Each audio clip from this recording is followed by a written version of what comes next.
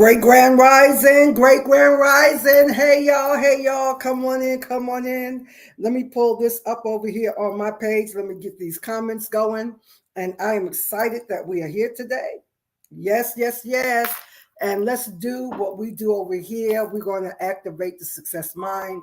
Beloved, it is nothing like tapping in to the rich inner life of the kingdom that is within. So with that being said, let's go ahead and place a hand on heart. Sit with your feet flat, back straight. If you're sitting, go ahead and close those eyes if you're in a place where you can close your eyes. If not, just pull the shade down on your inner eye.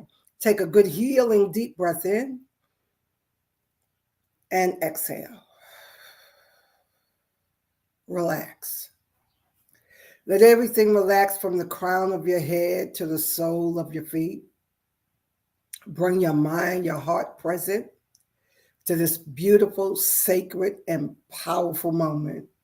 Come all the way here, right now, present, right here. Deep breath in. Exhale.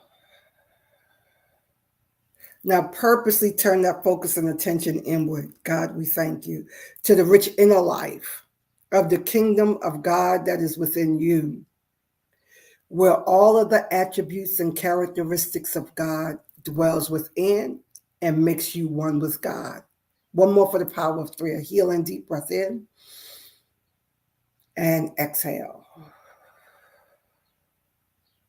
All right, Great Grand Rising, Great Grand Rising. This is Ilona Sanders. Welcome to another episode of Spiritual Success TV Live, where we are lighting the way to help you create a clear path forward on your personal and spiritual journey.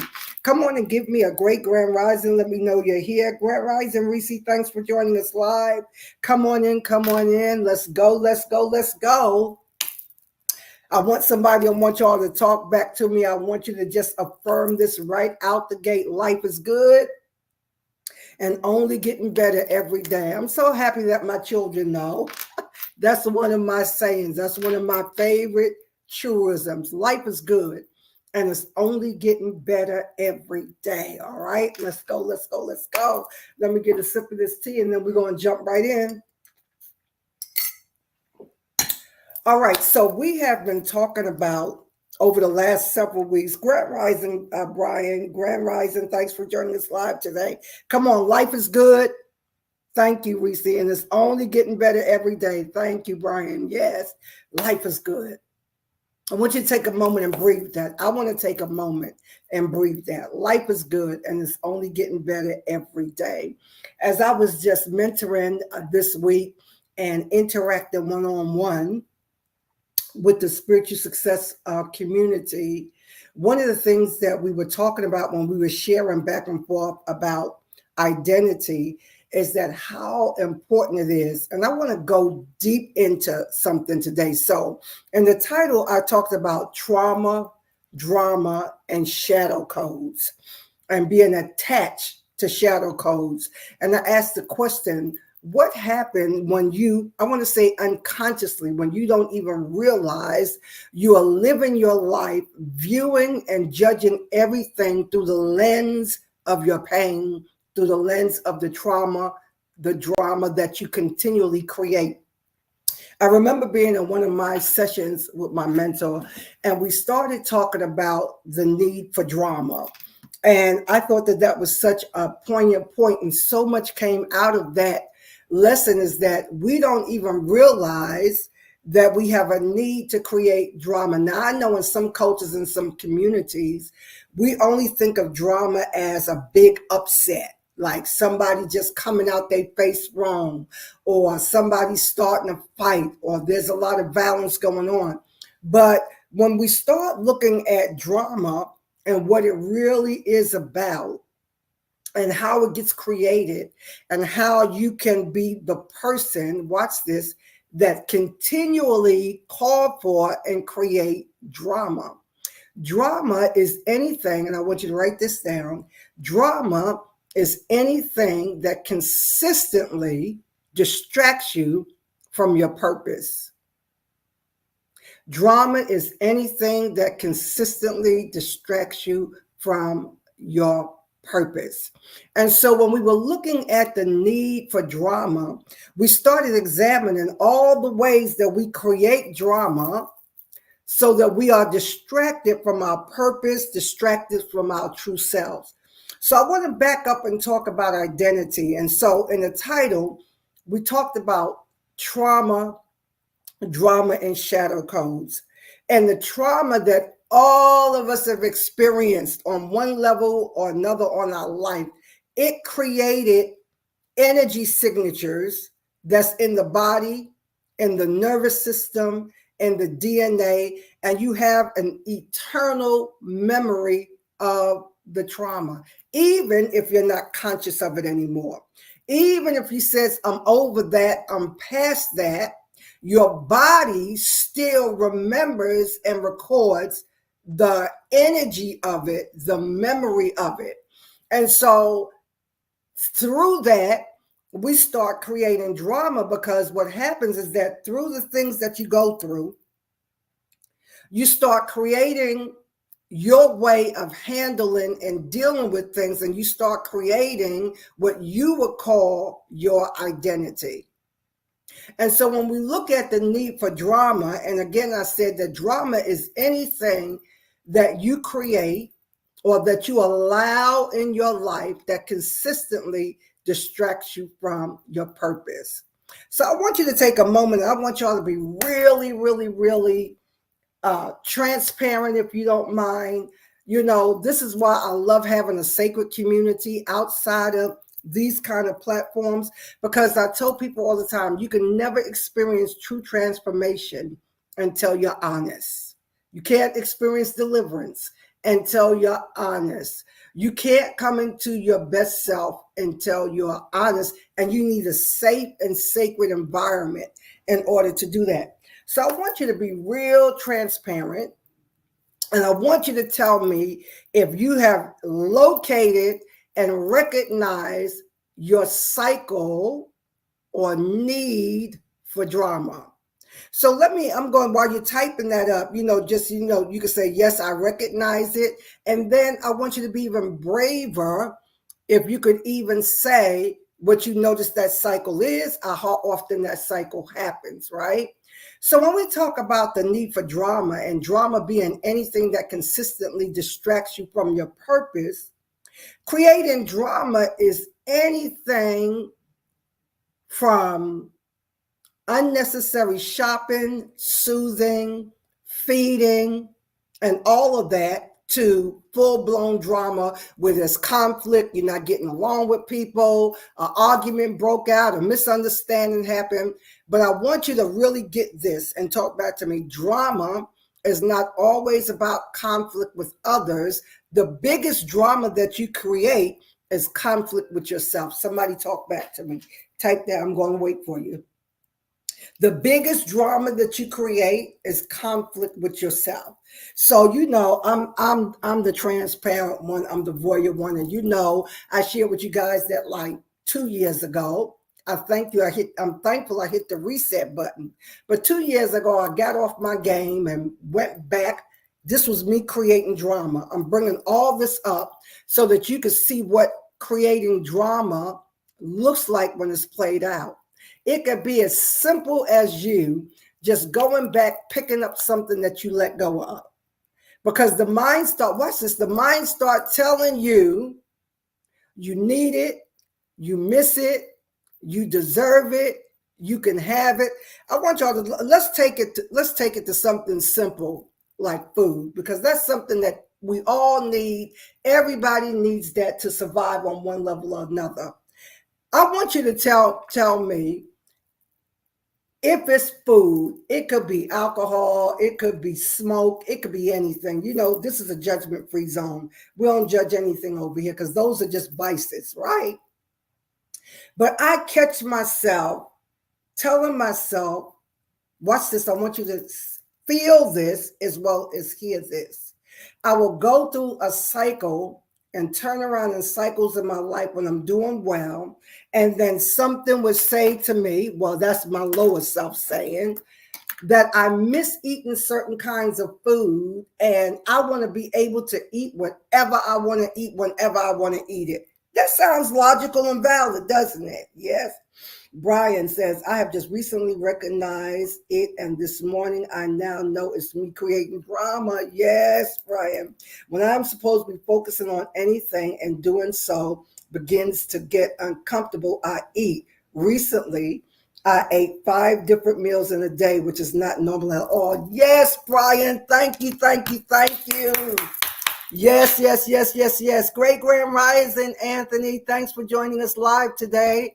Yes, yes, yes. You're so correct. Truly, I am a witness when I examine myself. Yes, yes, yes, yes, yes. I wish these comments could be shown on screen because everybody, even when they watch the replay, will get the benefit of it. Brian, I'm so glad you said that and that you were honest and enough to share that because that is true.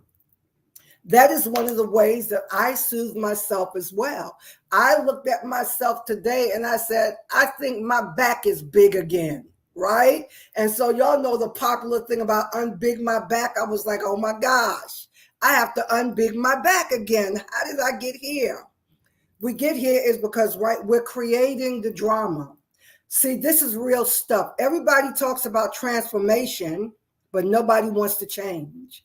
Everybody talks about living their best life, but they don't want to do the sacred work to be able to bring that life into manifestation. Let's zero in right here. And Brian, I can feel just such real and honest energy around what you shared. Grand Rising, Lisa, thanks for joining us live, right? So when we have a need for drama, drama again is anything that you allow or create in your life consistently that keeps you out of purpose, that keeps you out of living your best life, keep you out of having the greatest impact that you can have on others. We have this need to create drama. So when I mention that, when that thing comes up and say, I want to be able to eat anything I want, or I want to have this, or, why can't I have that? That's the need for drama. That right there is a telltale sign that says your lower nature, your lower self is getting ready to hijack you, right? And so what Brian said is so good because we have to take notice of this. I noticed that with myself this week after I had a whole week long of company, went through birthday and did what I do for my birthday and all of that. This is why you have to be so aware of yourself, beloved. When I felt those telltale signs creeping up and I felt the energy in my body wanting to divert me in another way because it wanted to create the drama cycle again. And for me, the drama cycle is, watch this, and I want you to tell me when you know, if you know what yours is. The drama cycle for me is that everything that keeps me out of full purpose, out of being able to operate at optimal peak, for me, is all connected to what I put in my body. It's all connected to how I'm eating. Eating has been my go-to, my drug of choice since I was a child. We talked about this before, right? And so this is how you start soothing and self-medicating yourself. And then what you do is you're creating drama. So when we talk about the need for drama or the need to create drama, it's all of these things that we just keep going round and round and round and round and round and round. Now we're creating the drama because we are really suppressing, self-medicating the sting of the trauma, right? And so I know in our community, in the Black community, we were not real big on therapy and going to therapy and going to counseling.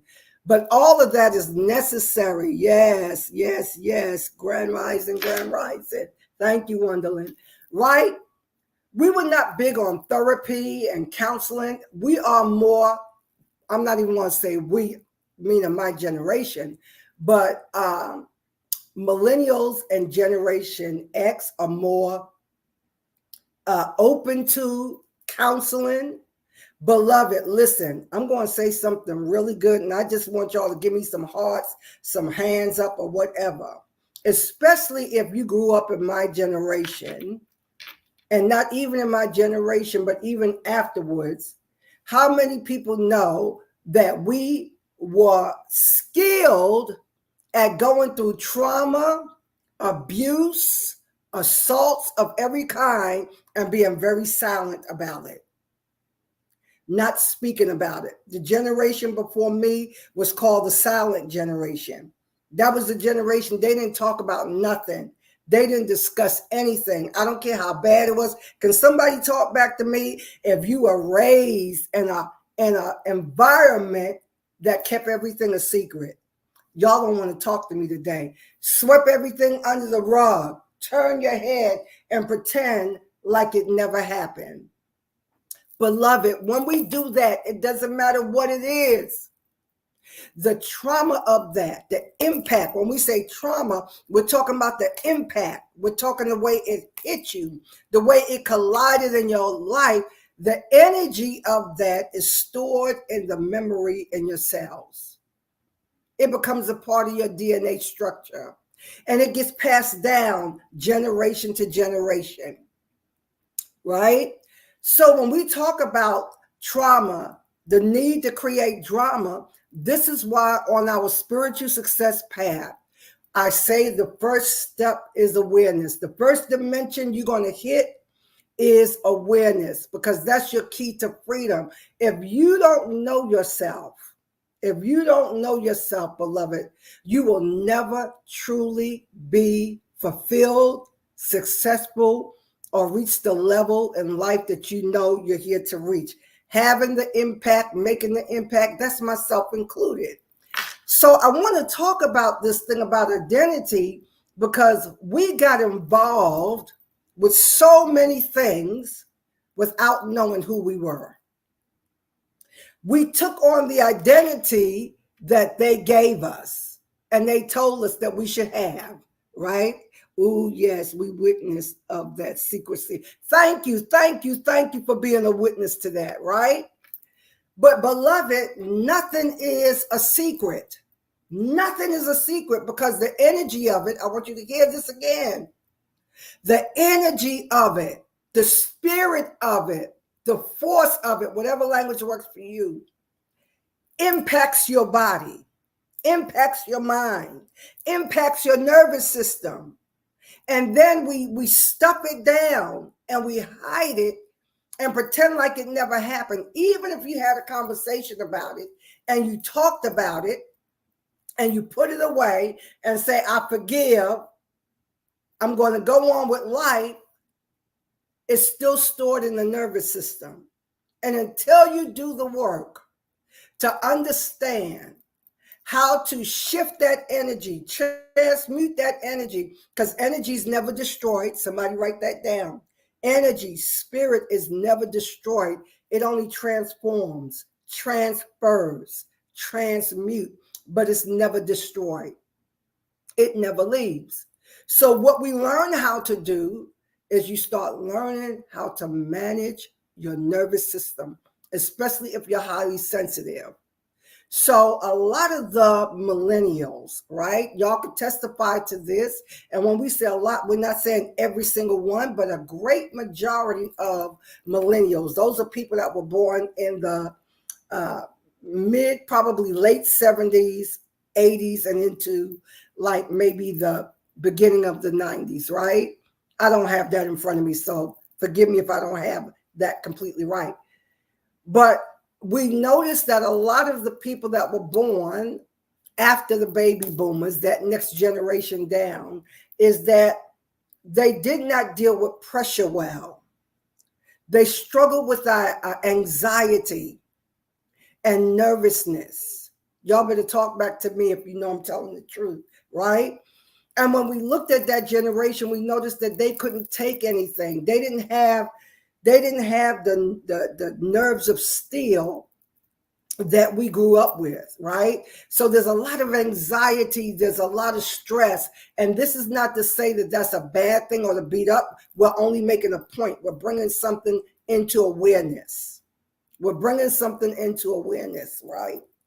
So when we have a need for drama, we start creating and allowing things that loop us in a cycle, and we start living with our shadow codes, living with that persona or that personality that we have created. Because deep down in your mind, watch this, you start putting up all these walls of protection to start protecting yourself, and you end up overprotecting yourself.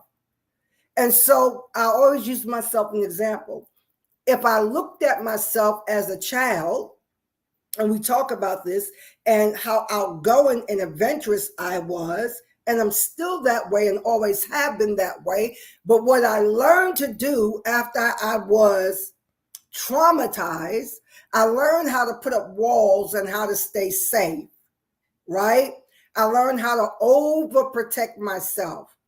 When we operate with overprotection, fear of rejection, y'all don't want to talk to me today, insecurities of all kind, we are not in our true identity. And I want to say, in our culture, our religion, the way that our religious practices was conducive for us not having or owning our identity. Somebody talk back to me today. The church was a good place to hide. Can somebody talk back to me? Until you couldn't hide anymore. I want somebody to talk back to me. The church was a good place to hide until you couldn't hide anymore. What do you mean by that, Dr. E? You were able to hide behind conforming to the rules, conforming to doctrinal rules, abandoning yourself and your principles and what you believe to adopt the belief of a house, of a culture, until one day something started knocking on the door of your spirit, which was your heart. It started knocking on the door of your spirit saying, hey, this is not what you came here for. Or, hey, why are you abandoning yourself? Why are you doing that to yourself? Beloved, this is no judgment. I'm not judging myself or beating myself up because I have to unbig my back again. You just hit a reset button. Hit a reset button, hit a reset button, hit a reset button. Start again, start again, start again. But now what I really want to talk to is those of you that are living through your shadow codes. And that's a personality or a persona that you created that you're living through, but you know you're not being your best self, right? Yes, thank you. You're not being your best self. You still are operating with so many habits that's not good for you. And that's all we want to do. I don't talk about sin like it's a big thing. Sin carries its own punishment. What is the punishment of sin? And sin is missing the mark. You are missing the mark when you are not allowing your true self and your true identity to come to the surface. I want you to really hear me, because I want to speak to your spirit today, because I'm calling for that part of you that you keep suppressing. That part of you that you will not let live because you're afraid of being judged. You're afraid of rejection. You're afraid of not being accepted. And you keep suppressing that part of you that really don't believe in what you're telling everybody you believe in. Let me talk. I have to talk. I always bring it back to myself. I could talk about me. And if you hear something that resonates with you, that's a good thing, right? I took on so many beliefs. We have all done this. Watch this. I got saved very young, right? Age 14. So I'm still right. That's right at adolescence. That's right at a time when you are figuring out who you are, realizing that you have an identity. That's right at the time when you start trying to figure out what you like, what you don't like, what feels good for you, what doesn't. Right at that age, I got saved. and I get filled with the Holy Spirit. And then what happens, and this is not to say this is all bad, I'm making a point. Then what happens is that we go into that culture and they quote unquote disciple us or discipline us and tell us how we're supposed to live, act, do, and be. Now, there's some good in that, beloved. Yes, there's some good when we are following the example of Jesus the Christ and we're living godly. All of that is good. But what wasn't good for me is going into a cookie cutter mode and adapting mindsets, beliefs, and practices that my true self, my spirit, my original identity from God really did not agree with.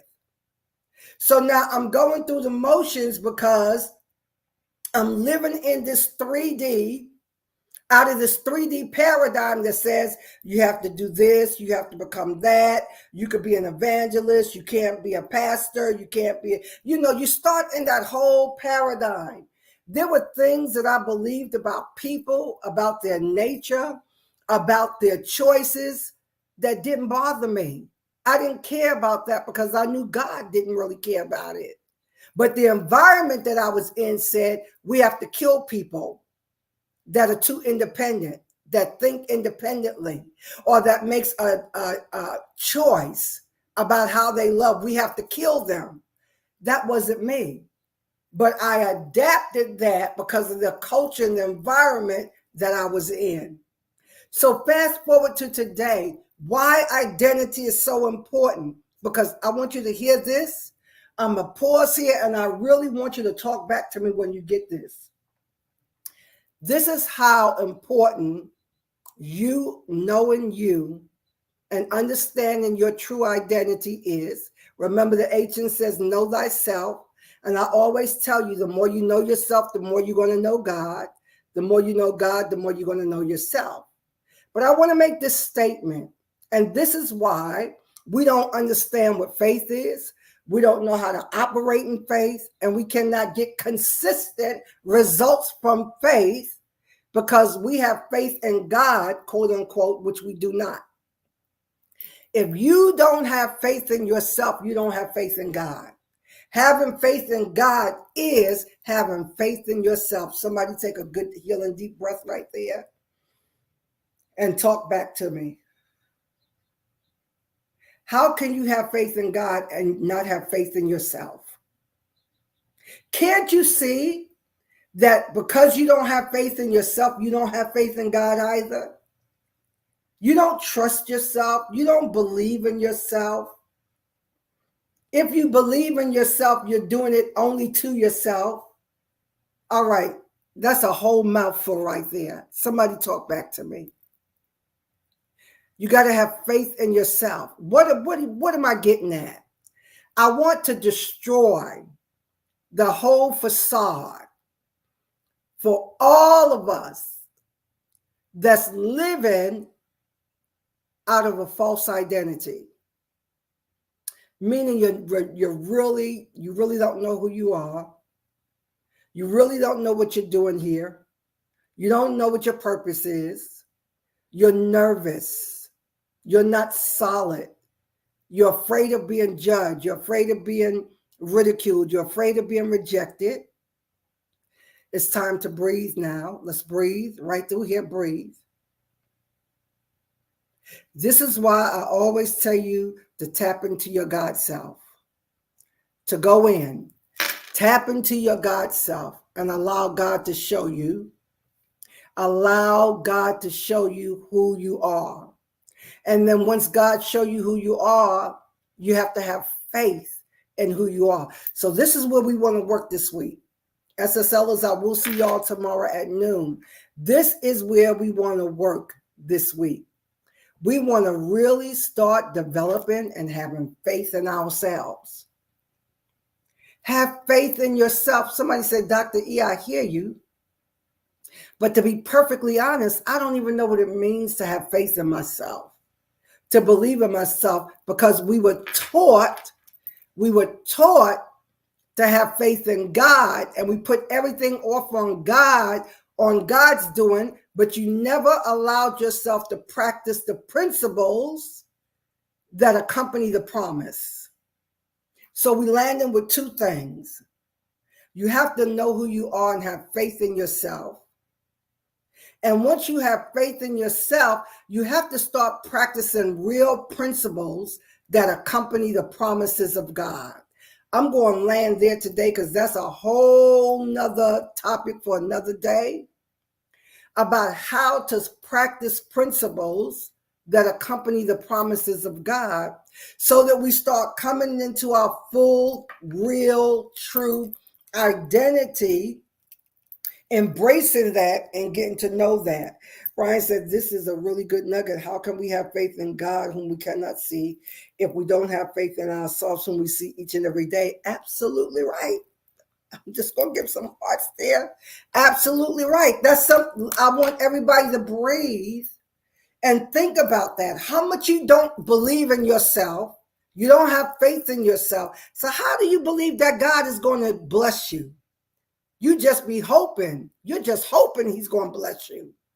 You're hoping he hears your prayer. And all of that is an old paradigm, an old structure that we're tearing down and destroying. That's why in our community, you must know God is in you and you and God are one. John 17, Jesus the Christ was recorded as saying, Father, help them, show them that they are one with you.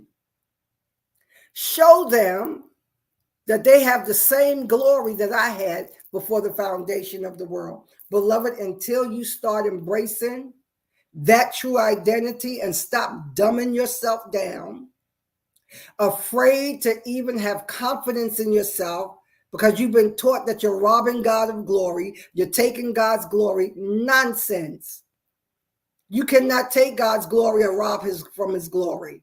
Nonsense. You can hurt yourself, but that still won't take anything away from Creator, Almighty, all-wise God.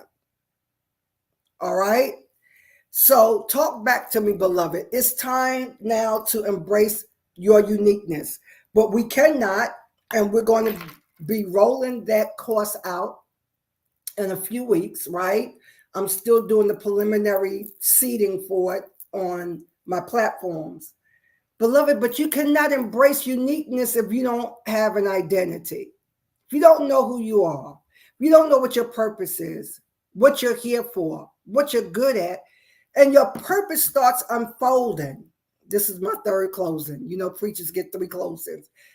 Your purpose is already in you. You've been doing your purpose most of your life and don't even realize it because you're so focused on what you think is your shortcomings or you're missing it, that you're not recognizing how powerful you are.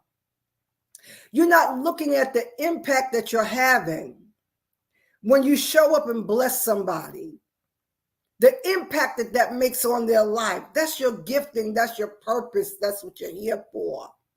When you make somebody feel good about themselves because you gave them a makeover and now they can look in the mirror and they have confidence, that's a gift, beloved. But we will never be able to embrace uniqueness until we can come to a place where we embrace our identity and we have faith in ourselves. So I want to leave you with this, beloved. Believe in yourself. When you believe in yourself, you're believing in God. You're believing in the God that created you, that made you, and said, this is very good. Oh, can somebody just hug yourself? Hug your being and say, this is very good. This creation, this is very good. This is, and I love, this is the butterfly hug that you do to calm your nervous system down. Just hug yourself, pat yourself, do the butterfly hug. This brings the nervous system down. It brings anxiety down, right? You follow the pat that your spirit is leading you and just pat. It brings everything into alignment. I want you to hug yourself and say, this is very good. Can somebody talk back to me and says, me as a creation is very good? Somebody talk back to me right there. Yes, beloved, listen, I want you to sow seed today. I want you to be a blessing. I want you to sow what you feel to sow. These are all the ways that you can. And I want you to sow this for revealed identity, as someone did last week. Revealed identity. It's time to embrace it, right? Name the seed. That's all the ways that you can sow. Screenshot. Be a blessing. Listen to your heart. Let your heart tell you what to sow. And if your heart don't tell you, I'm going to tell you. We're going to sow 5888. I'm working with all eights this year. Y'all know that, because this is an 8 year. It's my personal year of 8. Well, I got to go back in because I had a birthday. So I got to look and see what my personal year number is this year. All right, lovelies. So listen, sow seed, be a blessing, 5888. Name that seed today. Revealed seed. And so a revealed identity seed, right? Because we want that identity to be revealed to you and to the world so that you're making that impact. If you want to have a one-on-one private chat with me, there's the URL on the crawler down there. Contact me. Go over there to that URL. Pick a day and time that works for you, and I will be in contact with you and give you some instructions on how we can connect and have a real honest chat about what makes sense for you. What would be the next best steps for you? All right. SSLers, I'll see you tomorrow in the Success Lounge at 12 noon. Share this on your timeline. Have a blessed, wonderful, and amazing rest of your day, guys. Bye-bye. All right.